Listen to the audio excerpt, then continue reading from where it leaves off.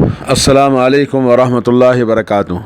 ایک بھائی نے سوال کیا ہے نظر بد کے بارے میں، اس کے تعلق سے کچھ جانکاری کرنا چاہتے ہیں، تو آئیے ہم آپ کو بتائیں۔ نظر بد کا تعلق انسان سے اور ہر چیز سے ہو سکتا ہے۔ نباتات ہیں، حیوانات ہیں، جمادات ہیں، ہر چیز پہ نظر لگتی ہے، اور نظر لگنے سے جیسے کہ اللہ کے نبی صلی اللہ علیہ وسلم کی حدیث آپ سنیں گے،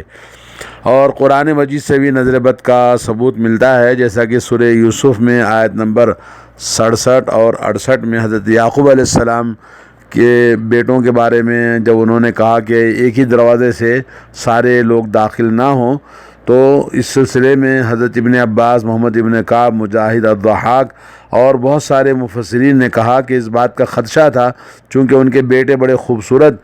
شکل و صورت والے تھے، کہیں نظر بد کا شکار نہ ہو جائیں، اور اس لیے نظر نہ لگنے کے لیے انہوں نے یہ کہا کہ الگ الگ دروازے سے داخل ہوں۔ ایک اور مقام پر قرآن کریم میں وَإِن يَكَادُ الَّذِينَ كَفَرُوا لَيُزْلِقُونَكَ بِأَبْصَارِهِمْ لَمَّا سَمِعُوا الذِّكْرَ وَيَقُولُونَ إِنَّهُ لَمَجْنُونٌ، سورہ قلم آیت نمبر 51۔ حافظ ابن کثیر کہتے ہیں کہ اگر تیرے لیے اللہ کی حفاظت و حمایت نہ ہوتی تو ان کافروں کے حاسدانہ نظروں سے نظر بد کا شکار ہو جانا تھا، اور یہ اس بات کی دلیل ہے کہ نظر بد کا لگ جانا اور دوسروں پر اللہ کے حکم سے اثر انداز ہونا برحق ہے، جیسا کہ متعدد احادیث بھی اس پر دلالت کرتی ہیں۔ نظر بد کے تعلق سے رسول اللہ صلی اللہ علیہ وسلم کے احادیث کا بھی آپ ملاحظہ فرمائیں۔ یہ صحیح بخاری کے اندر حدیث ہے، نظر بد کا لگ جانا برحق ہے۔ ابن ماجہ میں ہے کہ نظر بد سے اللہ کی پناہ طلب کیا کرو، کیونکہ نظر بد کا لگ جانا حق ہے۔ اور تیسری حدیث ہے، نظر بد حق ہے، اور اگر تقدیر سے کوئی چیز سبقت لی جا سکتی ہے تو وہ نظر بد ہے، اور جب تم میں سے کسی ایک سے غسل کرنے کا مطالبہ کیا جائے تاکہ غسل کے پانی سے وہ شخص غسل کر سکے جسے تمہاری نظر لگ چکی ہے، تو غسل کر لیا کرو، صحیح مسلم۔ جی ایک اور چوتھی حدیث ہے، اسماء بنت عمیس رضی اللہ تعالی عنہ نے رسول اللہ صلی اللہ علیہ وسلم سے گزارش کی کہ جعفر ابن ابی طالب کے بچوں کو نظر لگ جاتی ہے تو وہ ان پر دم کر سکتی ہیں، تو آپ صلی اللہ علیہ وسلم نے کہا ہاں، اگر تقدیر سے کوئی چیز سبقت لے جانے والی ہوتی ہے تو وہ تقدیر سے آگے، یعنی انسان کو ہلاک کرنے میں، اس کو اثر انداز ہونے میں نظر بد ہے، جیسا کہ ترمذی میں، سنن ابن ماجہ میں، مسند احمد میں یہ حدیث موجود ہے۔ ایک اور صحیح حدیث ہے، بے شک نظر بد انسان پر اثر انداز ہوتی ہے، حتیٰ کہ ایک اگر اونچی جگہ پر کوئی کھڑا ہوا ہے تو نظر بد کی وجہ سے نیچے گر سکتا ہے۔ اور نمبر 6، نظر بد کا لگنا برحق ہے اور انسان کو اونچے پہاڑ سے نیچے گرا سکتی ہے۔ نظر بد انسان کو موت تک اور اونٹ کو ہانڈی تک پہنچا دیتی ہے۔ اللہ کی قضا اور اس کی قضا و قدر کے بعد سب سے زیادہ نظر بد کی وجہ سے میری امت میں اموات واقع ہوں گی، جیسا کہ اللہ کے نبی صلی اللہ علیہ وسلم کی صحیح حدیث ہے۔ اور ایک حدیث ہے 9 نمبر، حضرت عائشہ صدیقہ رضی اللہ تعالی عنہ کہتی ہیں کہ رسول اللہ صلی اللہ علیہ وسلم نے نظر بد کی وجہ سے دم کرنے کا حکم دیا ہے۔ اور نمبر 10، حضرت انس ابن مالک رضی اللہ تعالی عنہ کہتے ہیں کہ رسول اللہ صلی اللہ علیہ وسلم نے نظر بد اور بچھو وغیرہ کے ڈسنے سے اور پہلو میں پھوڑوں سے دم کرنے کا حکم دیا ہے، اجازت دی ہے۔ اور نظر بد کے بارے میں حضرت ام سلمہ رضی اللہ تعالی عنہ روایت کرتی ہیں کہ رسول اللہ صلی اللہ علیہ وسلم نے ایک لڑکی کے چہرے پر کالے یا پیلے رنگ کے نشان دیکھا تو آپ نے فرمایا اسے نظر بد لگ گئی ہے، اس پر دم کر دیا کرو، جیسا کہ بخاری شریف کے اندر یہ حدیث ہے۔ اور نمبر 12 حدیث ہے یہ کہ حضرت جابر رضی اللہ تعالیٰ عنہ کہتے ہیں کہ رسول اللہ صلی اللہ علیہ وسلم نے آل حزم کو سانپ کے ڈسنے کی وجہ سے دم کرنے کی رخصت دی، اور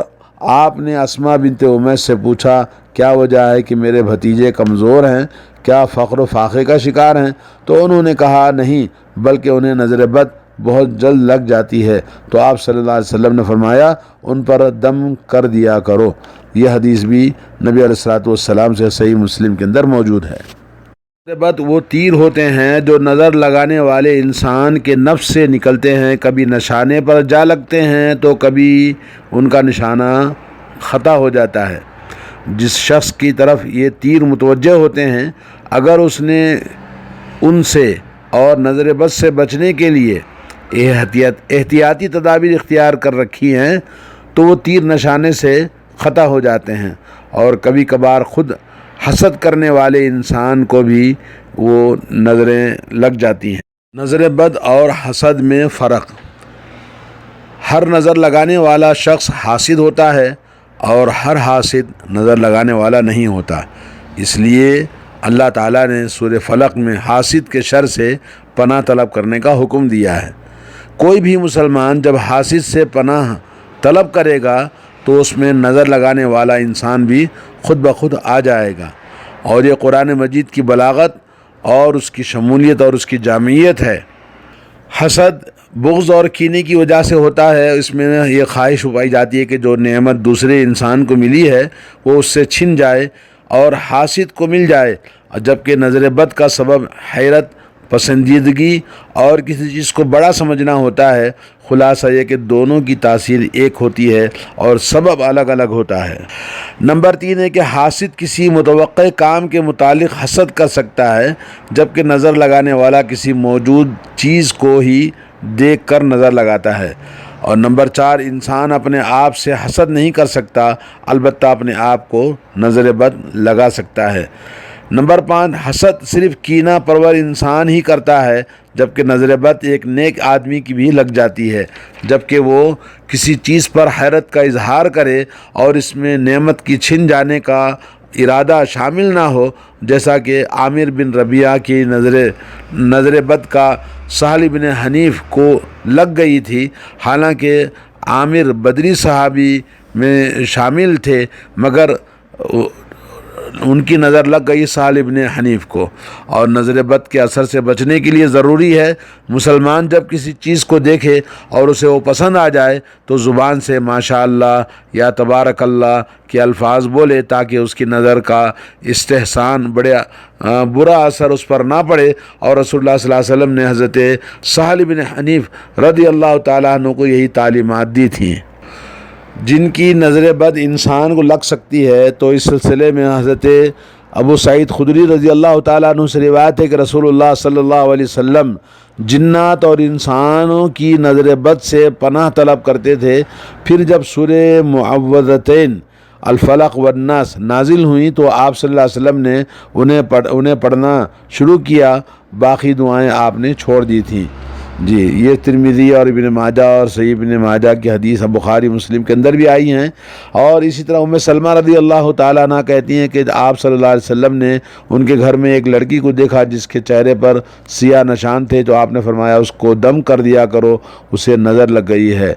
دوستو بھائیو، جب آپ کو معلوم ہو گیا کہ نظر لگنا برحق ہے تو نظر بد کا علاج بھی سن لیجئے۔ حضرت عائشہ رضی اللہ تعالی عنہ روایت کرتی ہیں کہ رسول اللہ صلی اللہ علیہ وسلم نے مجھے حکم دیا ہے کہ نظر بد لگ جانے پر معوذتین وغیرہ جیسے پناہ کے کلمات پڑھ کر دم کر لیا جائے، اور یہ حدیث صحیح بخاری کے اندر، صحیح مسلم کے اندر آئی ہے۔ اور حضرت ام سلمہ رضی اللہ تعالی عنہ سے مروی ہے کہ نبی کریم صلی اللہ علیہ وسلم نے ان کے گھر میں ایک لڑکی کو دیکھا تو اس کے چہرے پر جو سیاہ دھبے تھے تو آپ نے اس کو دم کرنے کا حکم دیا۔ حضرت ابو سعید خدری رضی اللہ تعالیٰ عنہ کی حدیث سے معلوم ہوتا ہے کہ نظر بد کا توڑ سورہ فلق سورہ ناس کے ذریعے آپ کیا کرتے تھے۔ رسول اللہ صلی اللہ علیہ وسلم جنات سے اور انسانوں کی نظر بد سے پناہ مانگا کرتے تھے، یہاں تک کہ جب معوذتین نازل ہوئیں تو آپ نے وہ نازل ہوئی صورتوں کو پڑھ کر اپنے اوپر دم کیا کرتے تھے، اور وہ جو دوسری دعائیں تھیں ان کو چھوڑ دیا تھا۔ نظر بد کی چند ایک دعائیں نبی علیہ السلام سے ثابت ہیں۔ حضرت ابن عباس رضی اللہ تعالیٰ عنہ روایت کرتے ہیں کہ نبی کریم صلی اللہ علیہ وسلم نے حضرت حسن حضرت حسین کے لیے اللہ تعالیٰ سے پناہ مانگا کرتے تھے اور فرماتے تھے اعوذ بکلمات اللہ التامات من کل شیطان وہامۃ ومن کل عین لامہ، اور اسی طرح سے اعوذ بکلمات اللہ التامات من کل شیطان وہامۃ ومن کل عین لامہ، یہ دعا پڑھ کر آپ ان پر دم کیا کرتے تھے۔ ایک اور روایت میں یہ ہے اعوذ بکلمات اللہ التامات من غضبہ وعقابہ ومن شر عبادہ ومن ہمزات الشیاطین وان یحضرون۔ پہلے والی دعا صحیح بخاری کے اندر ہے، دوسری والی دعا وہ ترمذی کے اندر آئی ہے، یہ صحیح حدیث ہیں۔ نظر بد کا دوسرا طریقہ علاج کا یہ ہے کہ نظر جس کو لگی ہے اس کے سر پر ہاتھ رکھ کر یہ دعا پڑھی جائے، بسم اللہ ارقیکا من کل شیء یؤذیکا من شر کل نفس او عین حاسد اللہ یشفیکا بسم اللہ ارقیکا، یا یہ دعا پڑھی جائے، بسم اللہ یبریکا من کل داء یشفیکا ومن شر حاسد اذا حسد ومن شر کل ذی عین۔ یہ دعا بھی صحیح مسلم کے اندر آئی ہے۔ مذکورہ بالا دونوں دعاؤں کے علاوہ مریض کے سر پر ہاتھ رکھ کر یہ دعا بھی پڑھی جا سکتی ہے، اللہم اذہب الباس رب الناس واشفی انت الشافی لا شفاء الا شفاؤک شفاء لا یغادر سقما، صحیح بخاری کی حدیث ہے۔ تیسرا طریقہ یہ ہے کہ جس کی نظر لگی ہے اگر اس کا پتہ چل جائے کہ فلاں نے نظر لگائی ہے تو اس سے غسل کروایا جائے، اور پھر جس پانی سے اس نے غسل کیا ہے ایک ٹب میں جمع کر کے اسے نظر زدہ شخص کے جسم پر بہا دیا جائے۔ صحیح مسلم کی روایت میں کہ رسول اللہ صلی اللہ علیہ وسلم نے فرمایا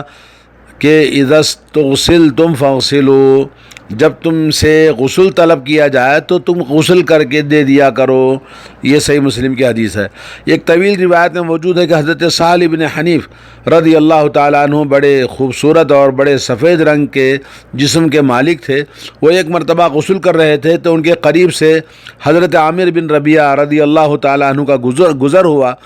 یہ کہہ دیا کہ میں نے آج کے دن کے مانند کوئی دن نہیں دیکھا اور نہ ہی ایسا خوبصورت جسم اس سے پہلے کبھی دیکھا، بس یہ سننا تھا کہ حضرت سہل ابن حنیف رضی اللہ تعالیٰ عنہ کو نظر لگ گئی، زمین پر گر پڑے۔ رسول اللہ صلی اللہ علیہ وسلم کے پاس لایا گیا تو آپ صلی اللہ علیہ وسلم نے دریافت کیا کہ تم کس پر اس کو نظر لگانے کا الزام لگاتے ہو؟ تو لوگوں نے عامر بن ربیعہ کا نام پیش کیا۔